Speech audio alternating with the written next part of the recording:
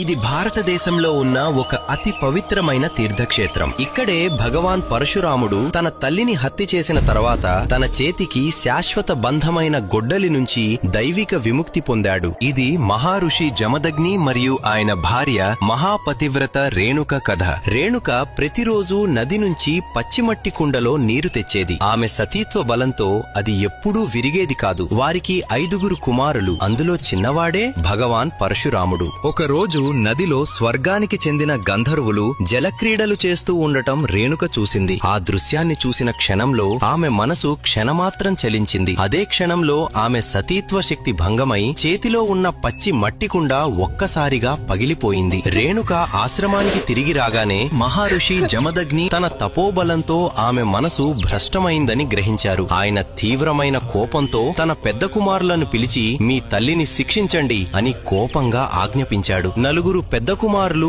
ఆ ఆజ్ఞను తిరస్కరించారు. దాంతో జమదగ్ని కోపంతో వారిని రాళ్లుగా మారిపోవాలని శపించాడు. ఆ తరువాత చిన్న కుమారుడు పరశురాముడి దగ్గరకు వెళ్లి నీ తల్లిని వధించు అని ఆదేశించాడు. తండ్రి మాటే తనకు ధర్మమని భావించి బరువెక్కిన హృదయంతో కన్నీళ్లతో నిండిన కళ్లతో గొడ్డలిని ఎత్తి తన తల్లి తలను నరికేస్తాడు. తన కుమారుడి విధేయతకు సంతృప్తి చెందిన జమదగ్ని నీకు ఒక వరం ఇస్తాను, కోరుకో అని అన్నాడు. అప్పుడు పరశురాముడు తన తల్లిని మళ్లీ జీవింపచేయాలని రాళ్లుగా మారిన తన 4 అన్నలను విముక్తి కలిగించాలని వరం కోరాడు. వెంటనే జమదగ్ని తన తపోబలంతో రేణుక గారి ప్రాణం తిరిగిపోస్తాడు. 4 అన్నలు మళ్లీ జీవం పోసుకున్నారు. పరిస్థితులన్నీ తిరిగి సాధారణ స్థితికి వచ్చాయి. కాని కథ ఇక్కడితో ముగియలేదు. మాతృహత్య పాపం వల్ల ఆ గొడ్డలి వీడని మచ్చల అతని చేతికి అతుక్కుపోయింది. అది అతని చేతి నుంచి విడిపోవడమే లేదు. ఆ శాపం నుంచి విముక్తి పొందేందుకు పరశురాముడు దేశమంతా తిరిగాడు. ఎన్ని పవిత్ర తీర్థాలకు వెళ్లినా, ఎన్ని దేవాలయాలు దర్శించినా,